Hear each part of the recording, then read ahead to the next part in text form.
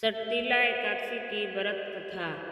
सटतिला एकादशी का व्रत सभी एकादशियों के व्रत में महत्वपूर्ण माना जाता है। इस एकादशी के व्रत में भगवान विष्णु का पूजन तिल से करने का विधान है। इस दिन पूजन में तिल के 6 उपाय किए जाते हैं। इस कारण ही व्रत को सटतिला एकादशी कहा जाता है। ये व्रत माघ माह की कृष्ण पक्ष की एकादशी के दिन रखा जाता है। इस साल सटतिला एकादशी का व्रत 6 फरवरी दिन मंगलवार को रखा जाएगा। इस दिन भगवान विष्णु के पूजन का विधान है। सटतिला एकादशी के दिन पूजन में व्रत कथा का पाठ करना चाहिए।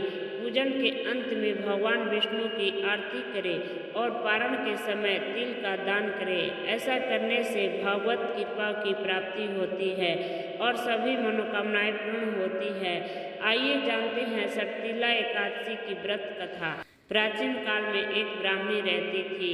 वह सदैव व्रत और पूजन करती थी। यद्यपि वह अत्यंत धर्मपरायण थी, लेकिन वह कभी पूजन में दान नहीं करती थी। न ही उसने कभी देवताओं या ब्राह्मणों के नियमित अन्न या धन का दान किया था। उसके कठोर व्रत और पूजन से भगवान विष्णु प्रसन्न थे, लेकिन उन्होंने सोचा कि ब्राह्मणी ने व्रत और पूजन से शरीर शुद्ध कर लिया है। व्रत और पूजन से शरीर शुद्ध कर लिया है, इसलिए इसे वैकुंठ लोक तो मिल ही जाएगा। परंतु इसने कभी भी अन्न का दान नहीं किया है, तो वैकुंठ लोक में इसके भोजन का क्या होगा। ऐसा सोचकर भगवान विष्णु भिखारी के वेश में ब्राह्मणी के पास गए और उससे भिक्षा मांगी। ब्राह्मणी ने भिक्षा में उन्हें एक मिट्टी का ढेला दे दिया। भगवान उसे लेकर वैकुंठ लोक में लौट आए। कुछ समय बाद ब्राह्मणी भी मृत्यु के बाद शरीर त्याग कर वैकुंठ लोक में आ गई। मिट्टी का दान करने के कारण वैकुंठ लोक में महल मिला, लेकिन उसके घर में अन्न आदि कुछ नहीं था।